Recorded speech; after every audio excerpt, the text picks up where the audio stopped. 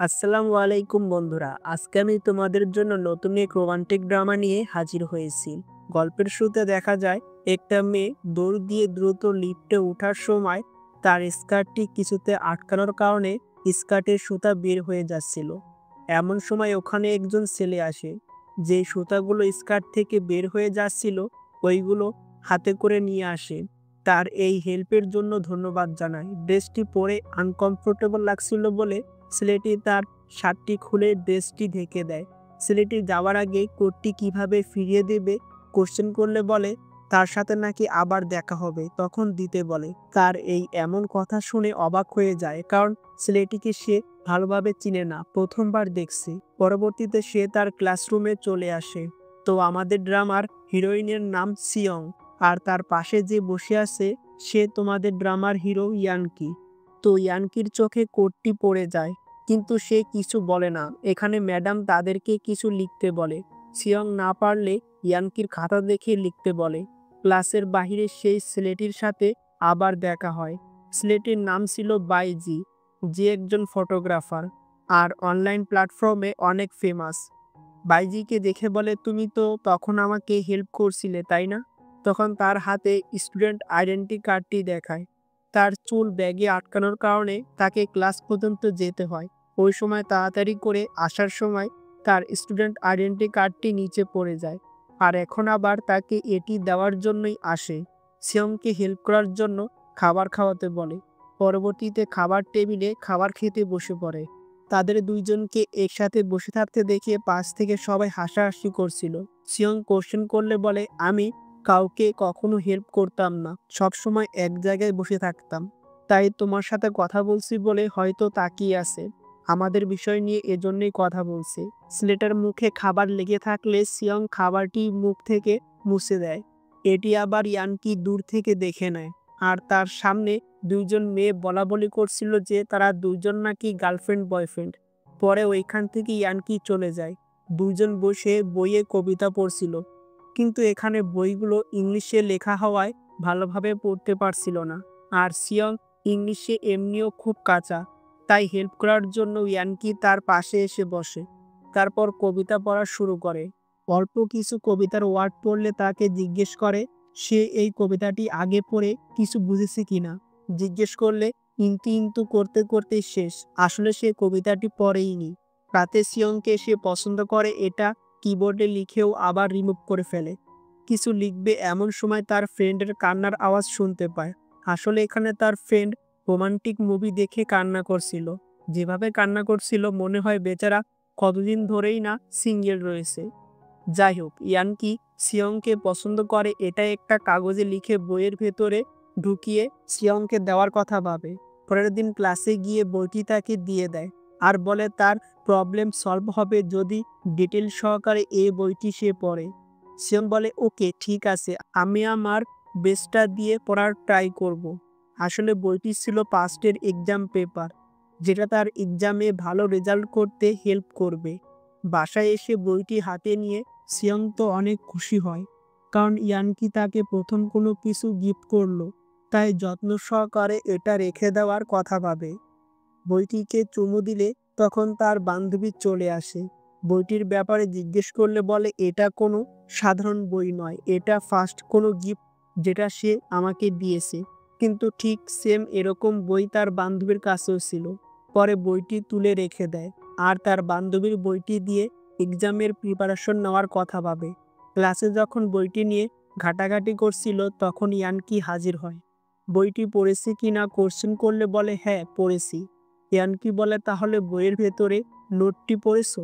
আসলে সেই কাগজটির কথা বলছিল, যেখানে ইয়ানকি তাকে পছন্দ করে এই কথাটা লিখেছিল। কিন্তু সিয়ং তো তার বান্ধবীর বই পড়ছে। সিয়ং বলে, হ্যাঁ নোট পড়েছি তো। তার এই কথা শুনে ইয়ানকি ভাবে তাকে পছন্দ করে এটা সে পড়েছে, তাই এই ব্যাপারে সে কি ভাবছে জিজ্ঞেস করে। উত্তরে বলে, আই থিঙ্ক এটা একদম ভালো নয়। তখন ইয়ানকি বলে, কেন? মনে মনে বলে, পুরো বইটি পড়া তো খুব ডিফিকাল্ট। পরে সিয়ং বলে, এটা আমার জন্য ঠিক নয়। পরে আর কোনো কথা না বলতে পেরে সরি বলে। এরপর থেকে আর এমন হবে না সেটাও বলে। কিছুক্ষণ চুপ থেকে ওইখান থেকে উঠে চলে যায়। চলে গেলে নিজের মাথায় নিজেই আঘাত করে আর নিজেকে নিজেই স্টুপিড বলে। এদিকে বেচারার মনটাই পুরো ভেঙে যায়। বাহিরে অ্যাপার্টমেন্ট রেন্টের বোর্ড দেখতে পায়। অন্যদিকে তখন সিয়ং বাহিরে বান্ধবীর সাথে দুষ্টুমি করছিল। এমন সময় ইয়ানকি কল দেয়, অ্যাপার্টমেন্ট দেখাবে, তাই তাকে যেতে বলে। সিয়ং তো খুব খুশি হয়। পরের দিন দুইজন একসাথে বেরিয়ে পড়ে। প্রথমে অ্যাপার্টমেন্ট দেখেই তাদের পছন্দ হয়ে যায়। এখানে শুধু একজন মহিলা থাকতো। মহিলার মুখে যখন আরেকজনের থাকার কথা শুনে তার পেছন পেছন রুমে চলে আসে। বাইরে থেকে দেখতে পায় মহিলাটি কারোর সাথে কথা বলছে, কিন্তু চেয়ারে কেউ ছিল না। পরবর্তীতে ভূতের ভয় পেয়ে চলে যায়। দ্বিতীয় নাম্বার বাড়িটি দেখতে গেলে ওখানে অনেকগুলো সুন্দরী রমণীদের দেখতে পায়, যাদের দেখে টেনে তাকে ওইখান থেকে নিয়ে চলে যায়। 3 নাম্বার বাড়িটি দেখতে যেয়ে রেন্টের জন্য নিয়ে নেয়। বাড়ির সকল জিনিসপত্র নিয়ে যাওয়ার সময় সিয়ং হেল্প করতে আসে। অতি ভারী হওয়ায় তাকে নিতে বারণ করলে বলে, কই অত ভারী তো নয়। ভারী জিনিসটি আনার সময় ইয়ানকি দেখে ফেলে তার পায়ে ব্যথা লেগেছে, তাই তাকে বসতে বলে। ওষুধ লাগানোর জন্য পা ধরার সময় তাকে ধরতে বারণ করছিল, কিন্তু তার কথা না শুনে ব্যথা জায়গায় ওষুধ লাগিয়ে দেয়। বাসায় যাওয়ার আগে বলে তার কোনো হেল্প লাগলে তাকে কল করতে, আর তার হেল্পের জন্য তাকে একটা ডল গিফট করে। পরে বাই বলে চলে যায়। মলে একটা মেয়েকে কপি করে সবকিছু করতে থাকে। মেয়েটি যা যা করে এগুলো আবার বাইজি দেখে ফেলে। তাকে পেছন থেকে ডাক দেয়। তাকে দেখে একটু ঘাবড়ে যায়। তার এরকম কাণ্ড দেখে একটু মজা নেয়। পরবর্তীতে ছেলেটি তাকে তার স্টুডিও দেখাতে নিয়ে আসে। একটা ড্রেস সিয়ংকে পরায়। ড্রেসটিতে তাকে অনেক সুন্দর লাগছিল। ড্রেসটি পরা অবস্থায় তার বিভিন্ন অ্যাঙ্গেল থেকে ফটো তোলা হয়। ফটো তোলা অবস্থায় তার থেকে বিভিন্ন কোশ্চেন করে, তার অ্যান্সার জানতে ছিল। বাইজি বলে, তুমি কি ফার্স্ট কিস করেছো নাকি কাউকে? তখন ফ্ল্যাশব্যাকে দেখানো হয় সিয়ং ইয়ানকিকে ফার্স্ট কিস করেছে। এইটা ভেবে লজ্জায় মুখ লাল হয়ে যায়। পরবর্তীতে ফটোগুলো আবার ইয়ানকিকে দিয়ে দেয়। প্রত্যেকটা ছবি সেভ করে নিজের কাছে রেখে দেয়। পরের দিন ক্লাসে সেই ড্রেসটা পরেই চলে আসে ইয়ানকিকে দেখাবে বলে, কিন্তু ওই ফটোগুলো বাইজি তুলেছে বলে তার অনেক রাগ হয়। ইয়ানকির কাছে এসে বলে সেই ফটোগুলো দেখেছে নাকি, আর তাকে এই ড্রেসে কেমন লাগছে সেই ব্যাপারে জিজ্ঞেস করে। ইয়ানকি মুখের উপর বলে দেয় তাকে নাকি এই ড্রেসে একদম মানায়নি। তার মুখ থেকে এমন কথা শুনে বেচারি মনে অনেক কষ্ট পায়।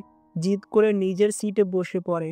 আপসেট হয়ে যখন পরে বাহিরে বসেছিল, তখন আবার বাইজি হাজির হয়।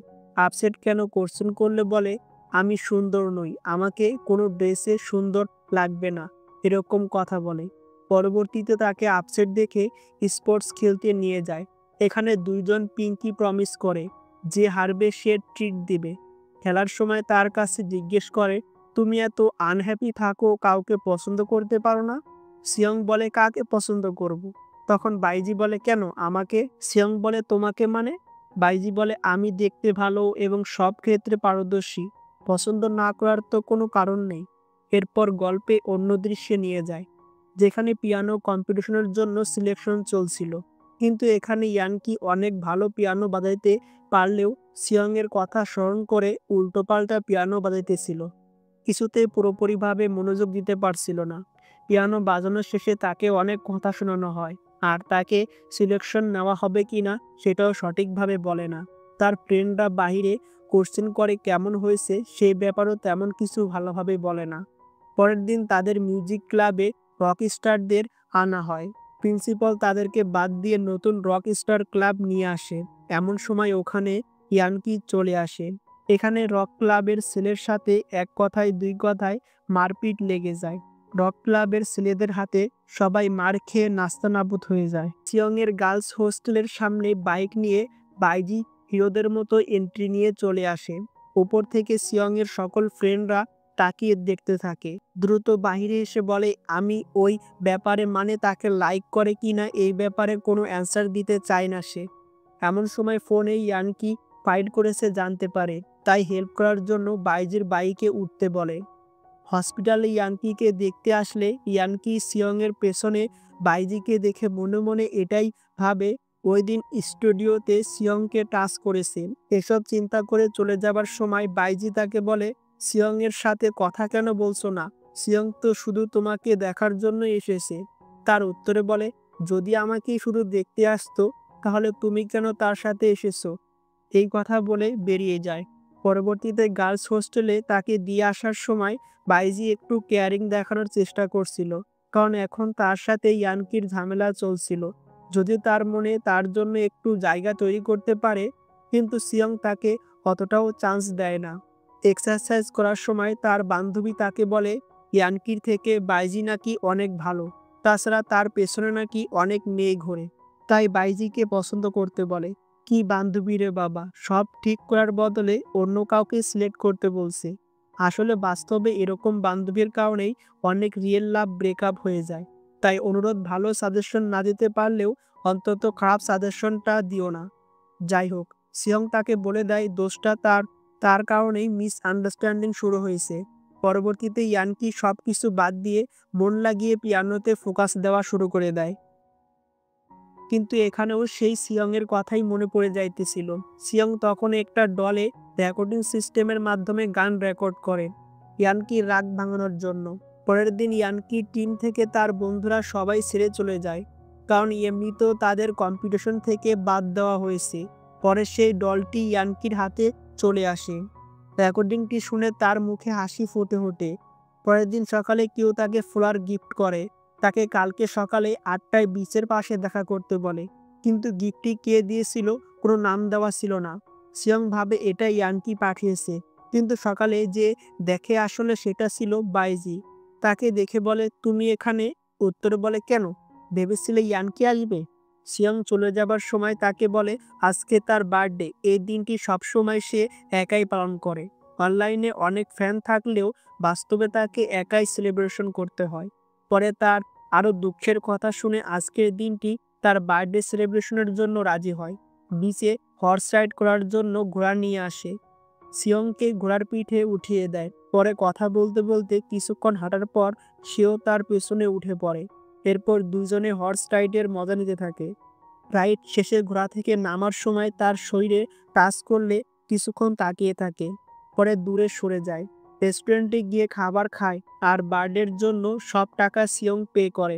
রাতে যখন 12টা বাজে তাকে বার্থডে উইশ করে, কিন্তু আজকে তার বার্থডে মোটেও ছিল না। বাইজি বলে আসলে মিথ্যা কথা বলার কারণ ছিল যে আমি তোমাকে পছন্দ করি। এই কথা শোনার সাথে সাথে সিয়ং বলে দেয়, কিন্তু আমি তো অন্য কাউকে ভালোবাসি, যার নাম ইয়ানকি। আর ইয়ানকি অনেক হ্যান্ডসাম, কিউট অ্যান্ড সিম্পল, আর অনেক ভালো পিয়ানো বাজাইতে পারে। এভাবে ইয়ানকির তারিফ করতে থাকে তার সামনে। তার ইয়ানকির ব্যাপারে এসব কথা শুনে অনেক রাগ উঠে যায়। বলে, আমি জানি না তুমি ইয়ানকিকে নিয়ে কি ভাবো, আমি শুধু এটাই জানি এখন থেকে আমি একমাত্র শুধু তোমার।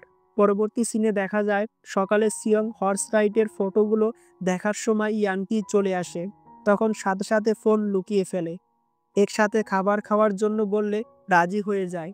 খাবার খাওয়ার সময় ইয়ানকির ফ্রেন্ড সিয়ংয়ের পাশে বসতে চাইলে পাশের সিটের ব্যাগটি রেখে তাকে অন্য সিটে যেয়ে বসতে বলে। এখানে তার মিউজিক কম্পিটিশনের ব্যাপারে কথা বলে। সিয়ং বলে লোকে কি বলল সেই ব্যাপারে না ভাবতে, তাকে তার কাজ চালিয়ে যেতে বলে। তার এরকম কথা শুনে অনেক মোটিভেট হয়। পরের দিন সকালে ক্লাসে অনেক লেট করে উপস্থিত হয়। ক্লাসে বসে এসএমএস করে ইয়ানকিকে বলে ক্লাস শেষে কনসার্টে দেখা করতে, কিন্তু ক্লাসে সবার সামনে রোমান্টিকভাবে বলে বাহিরে দেখা করতে। এটা শুনে তো তার দিকে সবাই তাকিয়ে থাকে। পরে কনসার্টে উপস্থিত হয়। কনসার্টে অনেকেই মিউজিক শুনে কান্না করে দেয়। আর এদিকে সিয়ং মনের সুখে ঘুমাচ্ছিল। তার এমন কাণ্ড দেখে ইয়ানকি কিউটভাবে হাসি দেয়।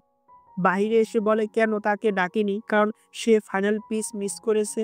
পরে মিউজিক শোনানোর জন্য একটা স্টুডিওতে নিয়ে যায়, যেখানে মিউজিক শুনে ইয়ানকি বলে তারা শুট নাকি মিস করছিল, তাদের টিউন ভুল হচ্ছিল। এই কথা আবার পাশ থেকে কিছু মেয়েরা শুনে ফেলে। এরপর দুই দলের মধ্যে কথা কাটাকাটি শুরু হয়ে যায়। প্রচণ্ড পরিমাণে ঝামেলা বেঁধে গেলে দ্রুত তারা ওইখান থেকে চলে যায়। বাহিরে এসে কোশ্চেন করে সিয়ং ঠিক আছে নাকি, বলে হ্যাঁ আমি ঠিক আছি। সিয়ং এরপর কি করবে কোশ্চেন করলে বলে বাসায় যাবে। বাসায় এসে দুইজন গেম খেলা শুরু করে। অনেকক্ষণ যাবৎ গেম খেলে। পরে টায়ার্ড হয়ে সোফায় ঘুমিয়ে পড়ে। সিয়ংয়ের হাতে টাচ লেগে একটা ভিডিও অন হয়, যেটাতে একটা মিউজিক টিউন খুঁজে পায়। পরের দিন সকালে মিউজিকের জন্য আরেকটা সুযোগের জন্য আসলে বলে তাকে মন লাগিয়ে প্র্যাকটিস করতে। সে বিলিভ করে সে ভালো কিছু দিতে পারবে। এদিকে সিয়ংয়ের সকালে ঘুম ভেঙে যায়। উঠে বুঝতে পারে রাতে ইয়ানকির রুমে এসে ঘুমিয়ে পড়েছিল। ইয়ানকি ডাকলে সাড়া না দিলে বুঝতে পারে বাসায় নেই। তাই ডলটি নিয়ে খেলা করার সময় ফোনে এসএমএসে বলে দেয় তার টেবিলে খাবার রাখা আছে, খেয়ে নিতে বলে। খাবারটি অনেক মজা হওয়ায় পুরো খাবার খেয়ে নেয়। পরে পেটের সমস্যা তৈরি হয়। পেটের সমস্যা নিয়ে প্র্যাকটিস করতে চলে আসে। এখানে তাকে প্রিপেয়ার হতে বলে ইউনিভার্সিটির গত সপ্তাহের গেমের জন্য। আসলে একজন ইনজোর্ড হওয়ার কারণে তাকে সাবস্টিটিউট হিসেবে নেওয়া হবে। সিয়ং মানা করলে তার কথা শোনে না। পরে পেটে আবার ঝামেলা করলে দ্রুত চলে যায়।